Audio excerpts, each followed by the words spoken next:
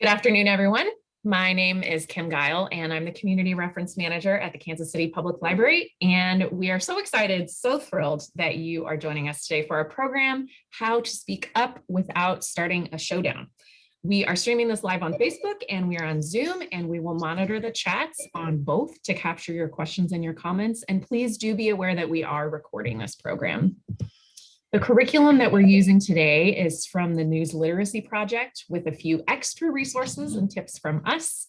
The News Literacy Project is a nonpartisan national education nonprofit. They provide programs and resources for educators and the public to teach, learn, and share the abilities needed to be smart, active consumers of news and information and equal and engaged participants in democracy. After this session, I encourage you to hop over to newslit.org and take their quiz, Should You Share It? And today I am joined by two fantastic humans. I am excited to have Jenny Garman, the library's legal and government information specialist at the Kansas City Public Library. And we are also joined by our fabulous co-host Heidi Holliday, the executive director of Consensus Case. And as you probably know, misinformation is always problematic. But when it appears alongside pet photos and family updates on social media, it can be especially frustrating and unwelcome. It's one thing if a stranger spreads falsehoods online, but what do we do when we see misinformation that's shared by family and friends? And stepping into the role of a fact checker when it comes to loved ones can be tricky. It can stir up strong emotions, and that means it is worth preparing for, especially as more falsehoods seep across social media into family and friend and group conversations. So while every scenario is different, following some general best practices can keep the conversation civil and make the interaction worthwhile. We will go over 6 tips today with some helpful phrases for getting started as a guide on how to speak up without starting a showdown. It may not be easy, but talking to loved ones about false or misleading content can help all of us in our current world of mis and disinformation. And Heidi will get us started with our tips with a very important first rule. Hello, thank you all for having us here today. As Kim mentioned, Consensus Casey is one of the co-sponsors of this, and we specialize in doing community engagement and bringing people together to talk about difficult issues in society across differences. And one of the very first things that we do in any program or conversation that we are doing is set ground rules. And one of the very first ground rules is always to be civil. So we would like to encourage you to use an empathetic and respectful tone. Be aware that everyone has biases, including yourself. When you react to something immediately online or in person, you are bringing your own bias and your own understanding of the issue at hand to that conversation. We also advise people to avoid being judgmental or simply telling someone that they are wrong. We'll get into this a little bit more later, but that usually doesn't work, and it usually shuts down the conversation. And then, of course, if a person replies with aggressive or sarcastic language, it can be really, really, really tempting to reply in kind, but we do not recommend.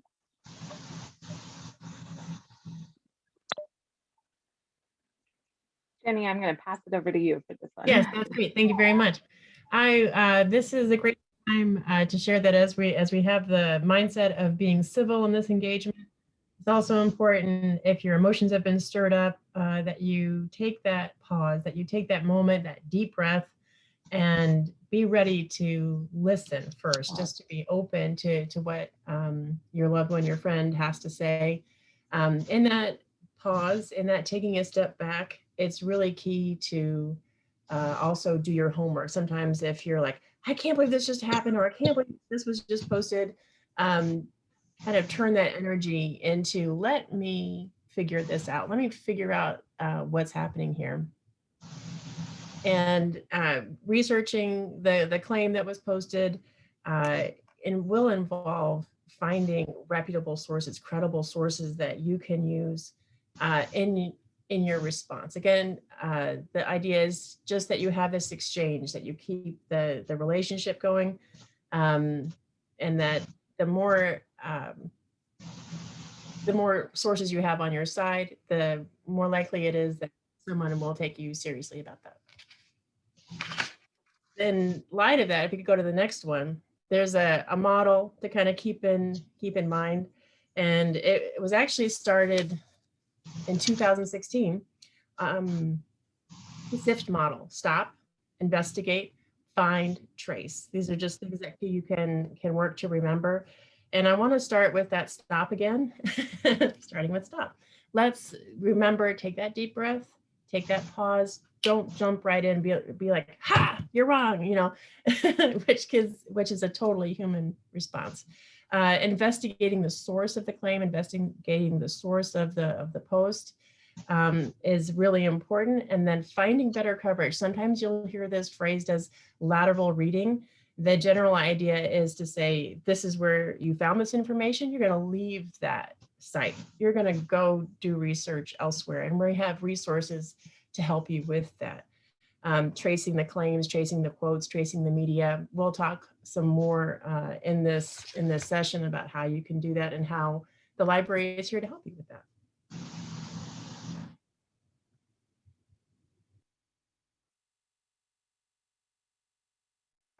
As I mentioned, one of the things that Consensus specializes in is finding common ground. And so one of the things that we ask people to do is to first try putting yourself in a friend or loved one's shoes. And my baby is trying to insert his opinion into this conversation as well. We are more vulnerable than ever because of isolation. When we aren't meeting in person, it is really easy to assume things about people, assume intent. And it's really easy to misunderstand what's being said in a virtual environment. So one thing that we really recommend people do is assume noble intent. Try to find out what is the sense of purpose, mission, or duty that guides them in their lives, and ask them about their hopes or concerns for their family, community, or the country. One of the things that we find when we do this, and we really are intentional about listening rather than assuming that we already know where they are coming from, is that we often find common ground. So sometimes the things that are posted might read as something really reactionary or really off-putting, and sometimes they are. But one of the things that we recommend doing is to really dive deeper into why they might have posted that. Because if you're able to speak to what that initial concern is, if it's a concern over security, or if it's a concern over freedom or equity, or whatever it might be, if you're able to dive into what that shared common value is, then that will really get you far in moving this conversation forward. So you might at that point consider pointing out your shared concerns or feelings in your response. Know that misinformation exploits our own beliefs and values to elicit an emotional reaction. And that is something that we all see happen no matter what side of the conversation you are coming to this from. So focus on those underlying principles to establish your own good intentions in reaching out to the other person. The one thing we would love for you to do right now, if you are willing, is to share an experience that you've had in the chat window of reaching out to someone who might believe differently and where you might have been able to find common ground. As you do that, I will share that Consensus has been doing these weaving community chats every Thursday for the past 11 months now.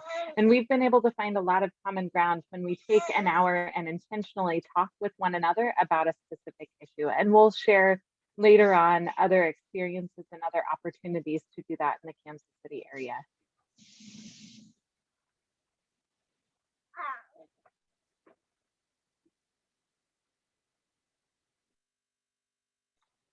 While you're thinking if you want to share or not.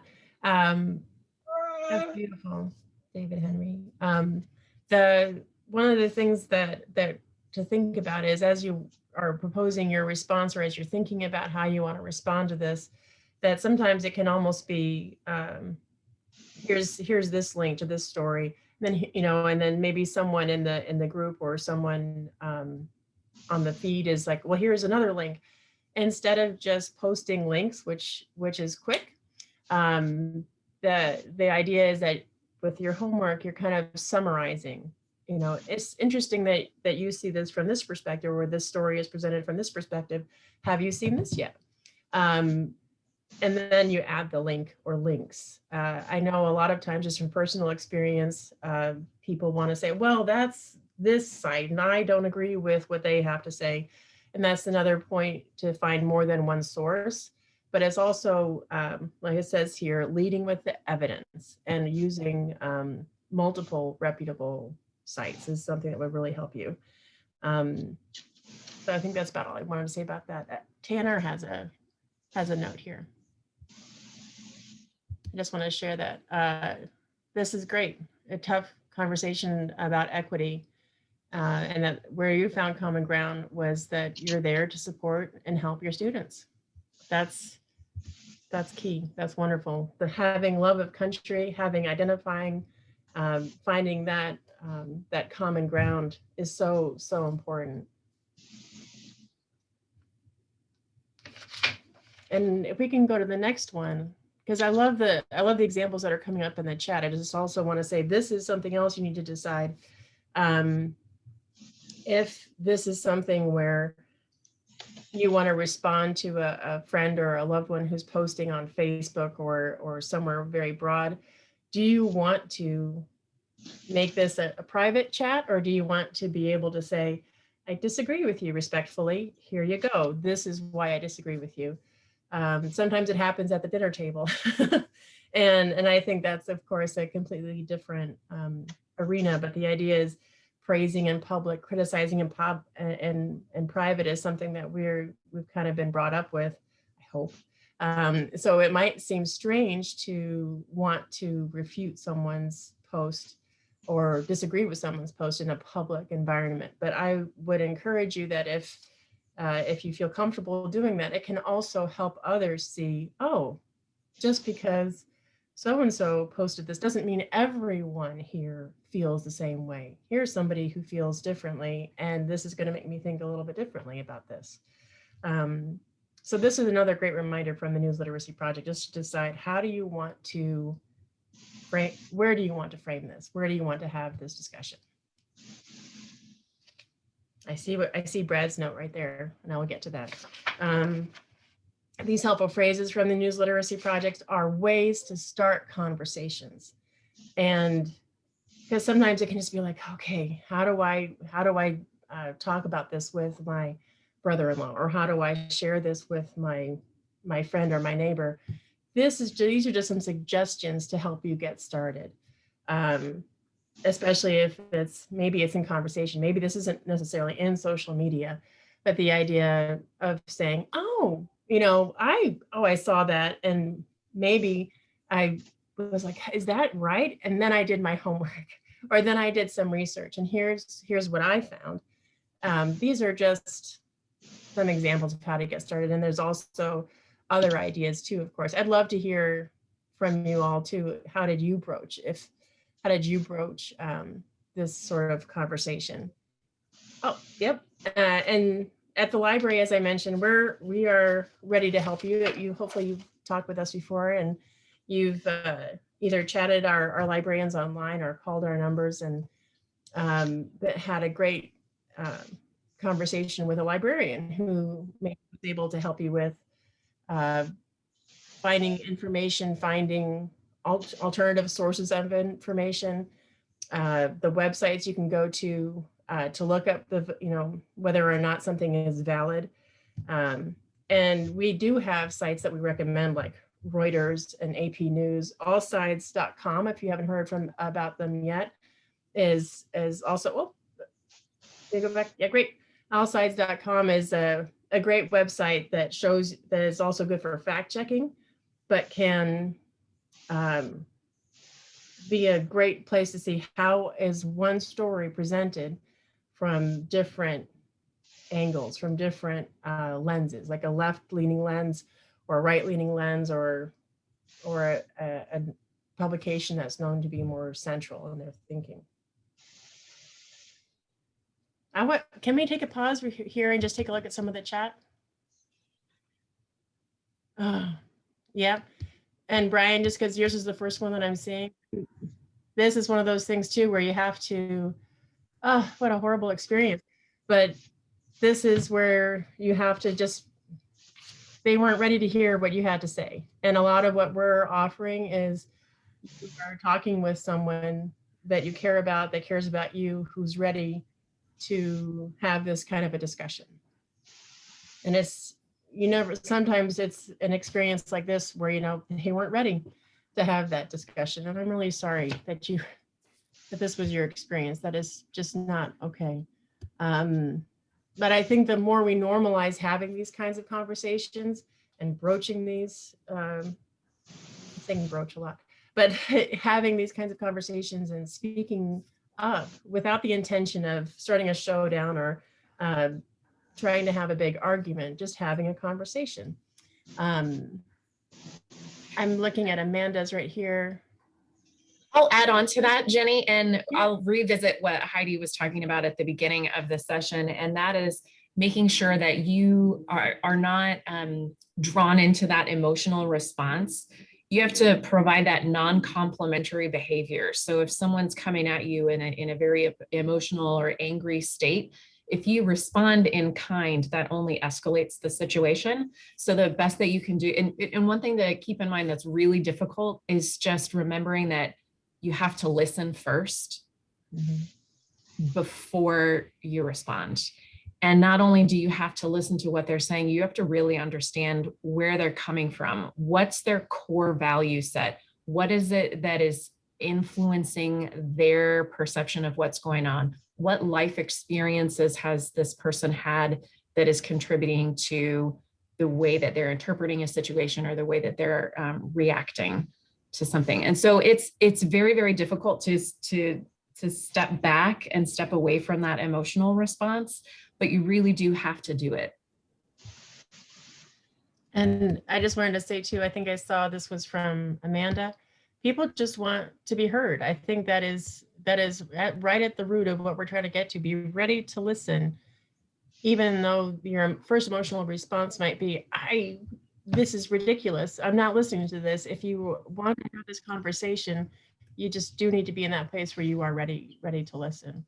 So Amanda, that was really helpful.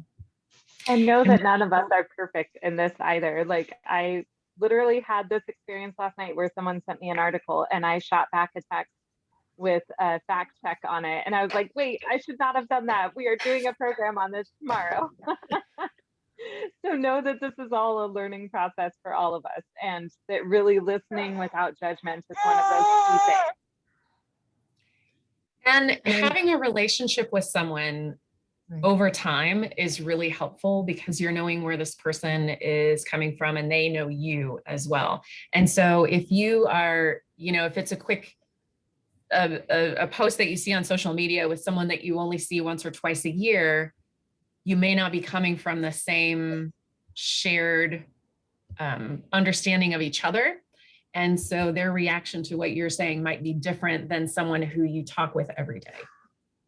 And I just wanted to bring up something Terry has here in the chat, again, emphasizing that if you have a conversation with someone you care about who's coming from a completely different point of view, a lot of times they just want to be heard.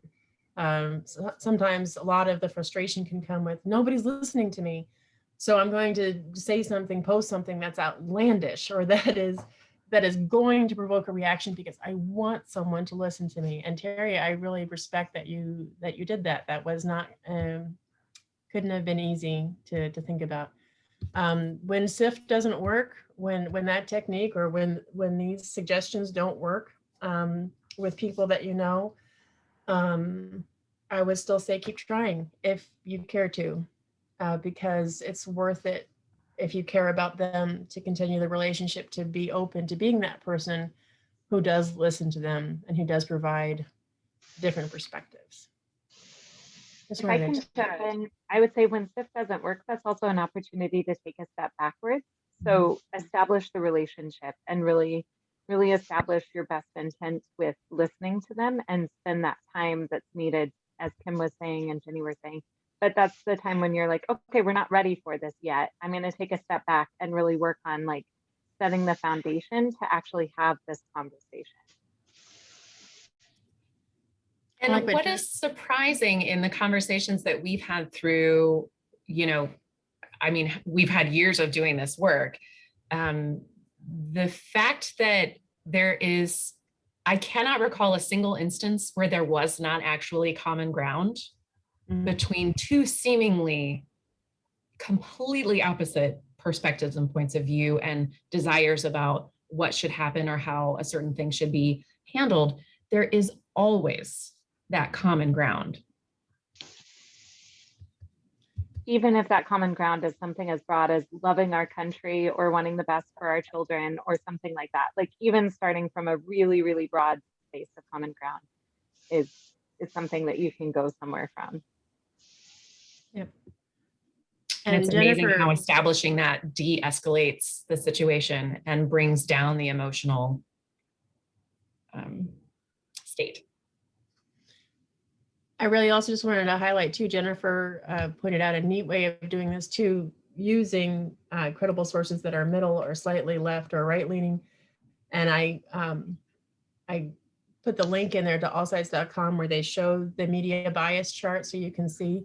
I think that's a great technique, Jennifer. And I think the idea of saying, oh, you only pull from this side of the house or only from that side of the house. No, I'm looking at this from a very broad perspective. So I think that's a wonderful idea. I actually want to include that in some notes I'm making too. Thank you, Jennifer. Brad, I'm sorry. You're ready to give us many examples of not having common ground. I'm really sorry, but I know what I applaud you for being right in there and for, as you say, fact checking so that you're not simply enabling their false beliefs. I think that's outstanding. And so we're on the, okay, great. Yeah, we're moving on. Oh, I have this next one. If we're ready to move on. Okay, great. This is something I found really helpful too from the News Literacy Project. They call it PEP, and it's patience, empathy, and persistence. And it kind of goes to when we're talking about common ground, when we're talking about, I care about you, I care about this person. I'm going to try to put myself in your shoes. How did you post this when this doesn't reflect who I believe you to be? But the patience and persistence, and Brad, you're an excellent example of that with persisting, even though you have these examples of not finding common ground and of a lot of pushback when you do provide fact checking. I just think it's something too to remember. This is not a contest. This is not a duel. This is not I win, you lose. It's not about that. And I know that's not what we're here for. In any case, what we're here for is to say, I care about you. I don't agree with what you're saying, but I want this relationship to survive, and I'm willing to put in the effort and the work to make sure you have the information you need to succeed, and that I'm here to listen with you. The win really is in continuing your relationship. The win really is in keeping those communication channels open. Heidi mentioned it, especially these days, we feel we're all vulnerable, more vulnerable, I think, than before, with the sense of isolation, with the sense of loneliness, and you're seeking community. So if you can find it with someone who can respectfully disagree with you, or help you to see different perspectives, I think that's a really great thing to keep in mind. I'm happy with that. This also comes from a recent Time article, and we'll have this available for that article and so much more available for you to take a peek at. Just going to check the chat really quick.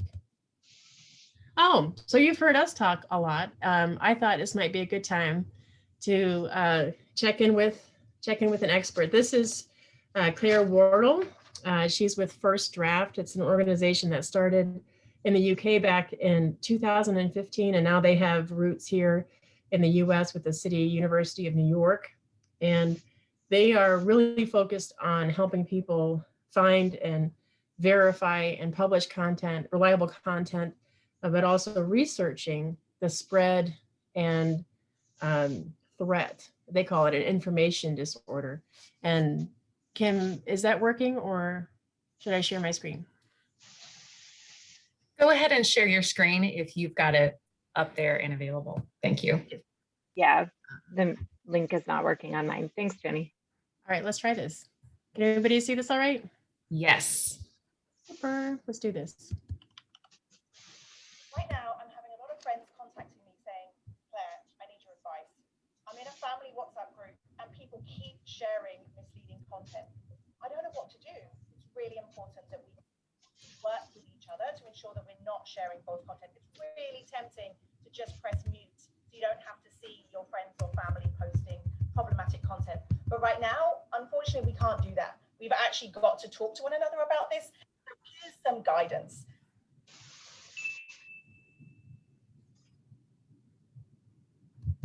Hey Bob, I saw what you posted on Facebook. Just need to let you know that it's wrong. Anyway, here's an article that shows that it's wrong. So anyway, if you could delete it, that'd be great, thanks. In that scenario, Bob has just been made to feel bad about himself. You kind of shamed him, even though you didn't mean to. But Bob has two choices. He either says, yeah, you're right, I was wrong, I'll delete it. Thanks for letting me know. But actually, the psychological literature says we are more likely to double down on our beliefs when somebody tells us that we're wrong, if it's done in the wrong way. A better way to go about this is to actually kind of say to Bob that you're all in this together. Hey Bob, I saw that you posted something on Facebook, and it's really interesting because I'm seeing a lot of similar posts right now, but I'm worried that people are targeting our community right now. I mean, we're all seeing these messages, but I worry that people are doing this because they're trying to scare us right now, or I'm really worried that people are doing this because they're trying to make money off the back of a pandemic, and I just don't think that's good. Using language that's empathetic, using language that's about how do we get through this together is a much more effective way of affecting friends and family who are right now sharing problematic content.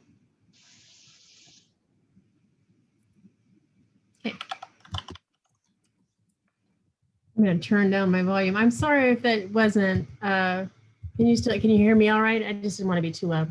Okay, yes. Great. I'm sorry about that. We'll share that. This is also going to be available. Oh, wait a minute. Oh, it's still going. I'm so sorry. Excuse me.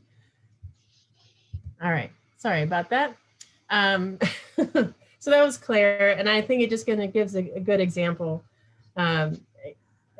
kind of an exchange of like how you can kind of talk about difficult subjects. Speaking of how we're here to help you, we have 3 resource lists here. And again, these will be shared in the slide deck, and I can also show them to you if anybody wants that. Just give me a little hands up or say in the chat.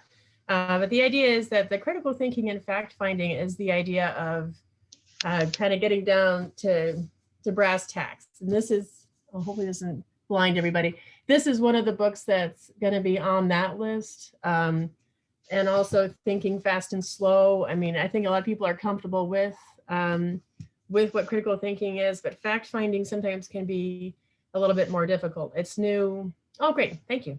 It's something new, especially in this age. So the How to Speak Up Without Starting a Showdown was built specifically for this presentation and for your use. It has a lot of resources from the News Literacy Project, from First Draft, from the Stanford Internet Observatory, and great people from there too. And I want to, and also Time articles, websites, books you can check out, things that we really hope will be helpful for you.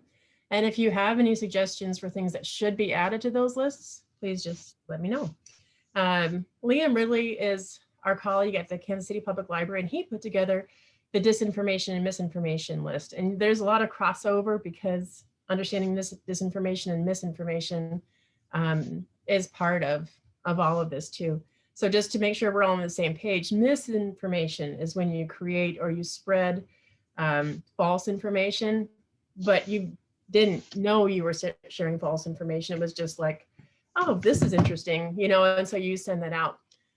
Disinformation, though, is when someone creates or spreads false information with the deliberate intention to deceive. So it's the blending of both of these, I call them information disorders from First Draft, that's really causing a lot of problems, especially as it relates to COVID-19, especially as it relates to our way of life in so many different spheres. We talked a lot about fact-checking organizations, and that's what's next on the slide. And again, all of these will be available to you in the slide deck, and also through some library resources that should be coming up pretty shortly. This is also, I thought it was great. PolitiFact is something that is focused mostly on politics, but the idea here is that they've partnered with the University of Missouri to have a Missouri-specific PolitiFact. Not everybody gets that. So I hope that you would be able to use these. And I know we've talked a little bit about, well, what if the person I'm trying to talk with says, oh, I don't believe this. If they won't believe any one of these fact-checking organizations, I think this is a moment where you just have to consider is coming back to it at another time, because there's just going to, it sounds to me like that's where there's a wall, is just not being willing to hear about the facts. And for so many people, what we're hearing too is it's the idea of it feels true to me, even when they have the facts from multiple places presented to them. What you hear back is, but this feels true to me. What's happening here, or what my friends are saying, or what's being said in this group, this is what feels true to me. These facts that you keep showing me, that doesn't feel true to me. And again, this is where the patience and the perseverance and the empathy come back into play. And hopefully you will stay in the fight and cheer for your friend or for your loved one. Jenny, the other thing I'll jump in on Yeah. if they don't appreciate or find compelling the fact-checking organizations that you come back with, is to ask them where they are getting their news and what their sources are, and ask it in a non-judgmental way. I mean, I think there was an example earlier of like, that's really interesting, I'd like to know more about that perspective, can you tell me? So there's a way of framing it where you can be like, I haven't heard that perspective before, or that side of the story before. I'd be really interested if you could send me your sources for that. And say that with an attitude of also actually being open to reading those sources, because if you are not sincere in that, it will be really obvious, I think, from the start. That's 100. I think that's of course a great perspective too, Heidi, in terms of just like, if you're not going to believe what I'm sharing with you, where are you getting your information from? And then also allows them to really understand, I'm trying to hear you.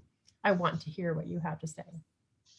And going back to the start, if I can just jump in with this again, it's recognize that we all believe that we have a monopoly on the truth, but none of us really do. So I can't recommend highly enough going to places like allsides.com or .org and looking at the coverage of news events from multiple angles and try to identify where there are things that it might be a point that the other side has. Not that you have to give up what you believe or what you think is valuable or anything else, but just try to understand and try to hear what the other sides are saying. Absolutely right. And there is an app for All Sides, which is really nice. If you're a person like me that gets all their news on their phone, they have a nice user-friendly app that you can download as well. And one question that might be helpful that was on our helpful phrases slide for people who don't want to believe fact-checking organizations, one question that you could ask is, why do you feel like your source is more reliable over these? Yes. And that will help you tease out some of that, some of the perspective and what's informing that opinion. Mm-hmm. Yes, Laura, that's the one. I'll link back to that again real quick.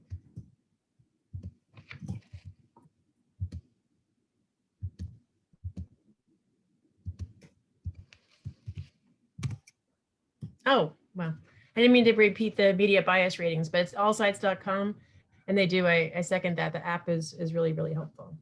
But that's not all. We've got more. Yeah, so I can't tell you how amazing it is for Heidi and Jenny and I that there are 84 people on this call right now. That's really unprecedented for a program about misinformation and disinformation.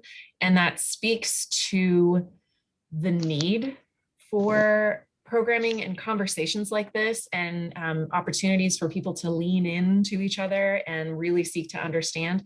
And so we, as the Kansas City Public Library and as Consensus KC, have committed to continuing with this style of programming and making sure that the conversation continues. So if you're not doing anything tonight at 6 o'clock, tune in with Jenny Garman, who is, 5:30. I'm sorry, it's at 5:30, where she's going to be in conjunction with American Public Square. Do you want to talk about what you're doing with them? I'd love to do that. Thank you very much. So American Public Square is very much like Consensus KC, a bridge building organization. The idea of saying, let's bring people together. Let's have this discussion. Let's be in conversation. And the idea here, I don't know if you've heard about the Coming Together project, but basically the idea was to say, reach out to people who believe differently from you, have these conversations.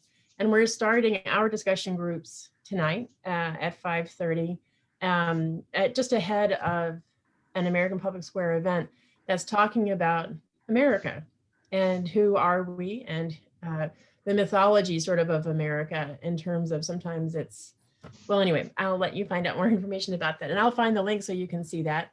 But the point of the discussion tonight is just to find that common ground. We'll be using a living room conversation model and just meeting up to have that conversation about who do we say that we are, who do we believe we are as Americans, how do we relate that to our founding ideals, and who do we want to be? Who do we want to be? And just having that conversation together. I'm really looking forward to it. And there's still time to RSVP. Very well said. Jenny, would you like to pop in the RSVP link to the chat? So if anybody wants to do that, they can do that now. We also invite all of you to join us at our weekly Weaving Community chats. If you're on social media, it's hashtag Weaving Community.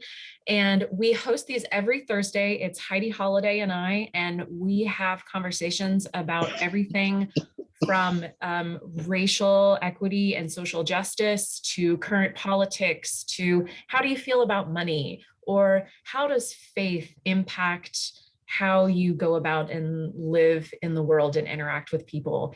How are you doing during this pandemic? What is keeping you sane? What are your pain points? Let's just talk about anything and everything. And it's been, we've been doing them since March. So it's been a year now that we've been having these every single week, and it's been absolutely fabulous. Everybody's welcome to those. And we'll pop in the RSVP link for that in the chat as well.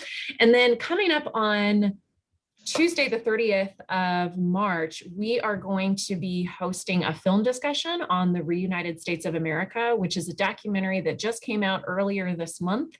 And it tells the story of a few different folks from different parts of the country that are learning about other people in the country and sharing those experiences. And I will tell you, I am not a crier, and I totally cried during that movie. It was fantastic, and it's freely available to stream. And we'll put the link for that in the chat as well. So join us for a film discussion on that. And then we also have a short 20-minute documentary called Purple America, We Need to Talk, which is just another shorter version of telling the story about different people who are coming from a red and a blue background. And you put them together at a table and figure out what that common ground is and build that shared understanding of each other. And then Heidi, would you like to talk about the National Week of Conversation that's coming up? Sure. I can't share many details yet, but in April every year, we are part of a national coalition that works to do a thing called National Week of Conversation, where we bring people together to talk to folks across the aisle. 2 years ago, we did that in Kansas City, where we brought people together at the Central Library to talk about the KC-Mo School District and accreditation. This year, it's really focused on bringing people together who are different. So someone said in the chat window earlier that after the election, they reached out to somebody who believed differently and had a Zoom conversation with them. that is going to be the focus of this year's National Week of Conversation. So we'll be releasing more information on that as we get closer to the day.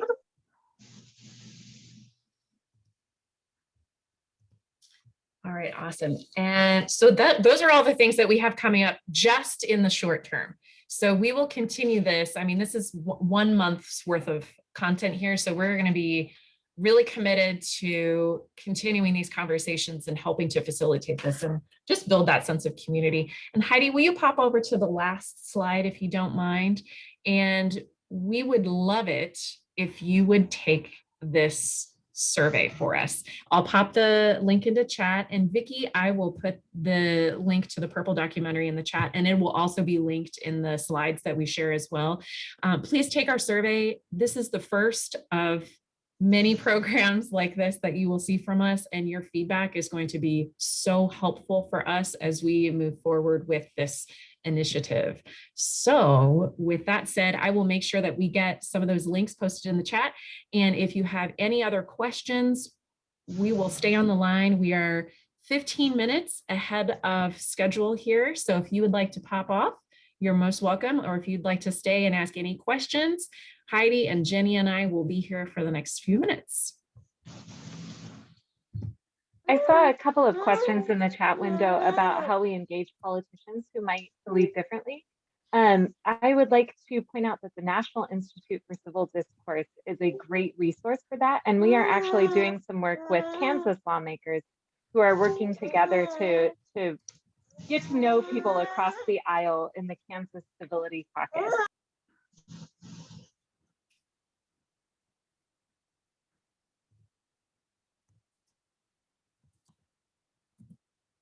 And I did see what Brad posted. What would we say to Senator Hawley, who continues to insist our presidential election was neither free or fair? And I think that could be a completely separate session all on its own, because he's not the only one saying that. And I think that would really require, again, that pause, that stop and that step back and doing the homework, collecting the resources. And also, I think that we can agree that at this point, if someone continues to insist our presidential election is not free or fair, we're hitting a wall already in terms of an ideological stance that does not want to accept the facts. It doesn't mean we give up. It just means that patience and persistence has to happen, and of course, empathy. But Brad, I would say I think that's a great question, and I think that's something that definitely needs to be addressed. Definitely needs to be addressed. And Mark brought up, yes, I agree with you that we do need to have media literacy proficiency, and I would add to that we need to have that across the board. It's not just about graduating high school. It's not just about being admitted to college or the military. We all need that. We all need to be refreshed sort of with the, how do I do this? How do I examine this more closely? But I agree that, and I know that there are teachers who are making this happen because News Literacy Project exists, because so many other organizations like Museum Education and others exist to be there for teachers, to be a resource for teachers so that they can share this fact finding, this critical thinking, all of this that goes into media literacy. But I agree, we really need to emphasize this. And allsides.com actually works quite a bit with high school social studies departments as well to make sure that they are doing that media literacy.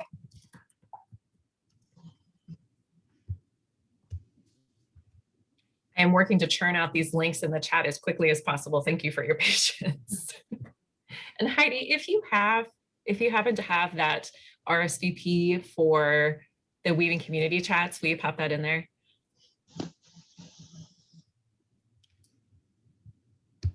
And I hope that I got all of those links.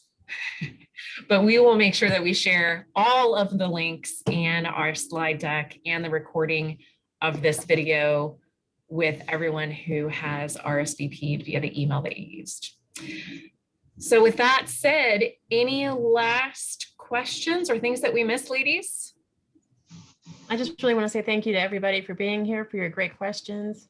And this is the beginning, isn't it? This is a beginning, and we really look forward to walking this road with you and to being a resource for you and with you. I agree. Thank you so much, ladies. It's been an honor to spend this 45 minutes with you. Have an excellent afternoon, everyone. Please take good care. Thank you. Enjoy the Thank you all.